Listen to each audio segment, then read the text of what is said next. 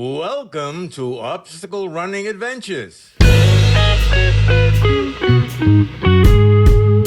You sent me three pictures. I'm going to show the people. So this picture is Mike at 6 a.m. prior to the course. What was Hmm. going through your mind at this picture?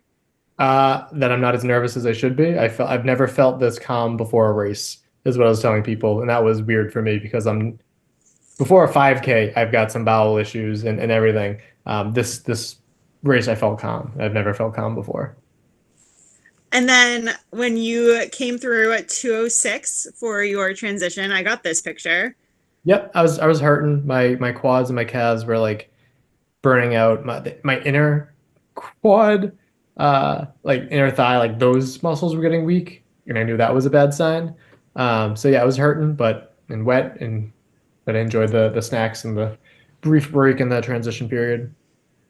And then at 8:31, I got this picture. Oh, 8:31. Okay. Yep. So not very pleased with myself, but felt pretty solidified in my decision of like walking off the course. It didn't make sense to finish it because even if I finished it, I would not have taken the medal. And then it would have been, I mean, I'm still getting a whole bunch of questions asked like, you got 32 miles. What do you mean you didn't finish? Like, yeah, it's a long story. But yeah. So, Mike, how did you end up with 32 miles and a DNF?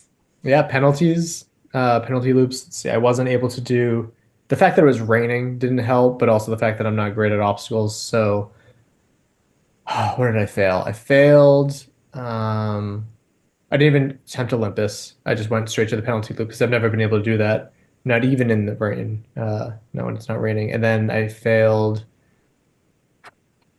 the multi-rig. I failed. God, I should probably pull up the list. I failed a lot. And the penalties were good, which I good length. I did the Tyrolean Traverse the first lap, which was like only like a few miles in, but my quad cramped when I like jumped up on the first lap. So I'm like, I'm definitely not doing that the second lap. So I took the penalty there too. Um, and if the penalties didn't involve more elevation, I think that would have gone better too. But the penalties should suck. So that's why I got a lot of mileage there. Okay. And what advice would you give somebody who is preparing for their first ultra? You are 50 miles at World's Toughest Mudder, 55 miles at World's Toughest Mudder. You've completed trail ultras. You just DNF'd the Spartan Ultra with over 31 miles. What advice do you have for people? Just taking on an ultra itself, or this ultra, or what? Any ultra. Any ultra, just keep moving. Get fun snacks that are fun to eat. I just sucked on Tailwind the whole time, and my tongue just felt like a lemon, which was kind of annoying. I didn't really have a lot of fun food until I went to transition. I had snacks on me, but I ate some gummy bears, and that was also way too sugary too. I wish I had some more salt, but just bring like a variety of like bring salty, bring sweet, bring sour, bring like a bunch of things to, you know, take your mind off the pain and everything. And yeah, just keep moving. Don't pick some, if you're not used to elevation like me, don't pick a course with elevation that's over like 10,000 feet or whatever. Um, but yeah, have fun with it. Do it with like, do it in a place with a good community. If you were able to redo this, we get in our time machine and we go back to last Friday, what would you have done differently? Uh, I don't think I would do anything differently at all. That's good. That's good. Yeah, I mean, prior to that, I would have made more time to train and everything, but life is busy. I got a lot going on. I don't have time to work on my own races. So training would have made the difference. What I did for that race,